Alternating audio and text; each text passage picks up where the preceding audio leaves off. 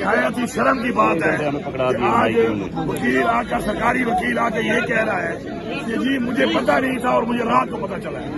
کچھ شرم کرو، پوری دنیا کو پتہ ہے، پورے پاکستان کو پتہ ہے کہ آج یہ پیشی لگنی تھی اور تم آگے کہہ رہے ہو کہ مجھے پتہ ہی نہیں تھا۔ اور وہی ڈیلیئنگ ٹیکٹس، وہی شرمناک قسم کی حرکات جو شروع ہے یہاں پر کہ یہاں پہ انصاف نہیں دیا جا رہا، عدلیہ آزاد نہیں ہے۔ میں تو یہی کہوں گا کہ عدلیہ آزاد ہو کر اپنے حق کے فیصلے آزاد طریقے سے دے۔ اور بار بار بندے کو کہہ رہے ہیں، پوری قوم کہہ رہی ہے کہ ہم آپ کے ساتھ کھڑے ہیں، ہم آپ کے ساتھ کھڑے ہیں۔ آپ پہ کوئی پریشر ہے، آپ بتائیں کس کا پریشر ہے، آپ فیصلہ دیں، ہم آپ کا ساتھ دیں گے۔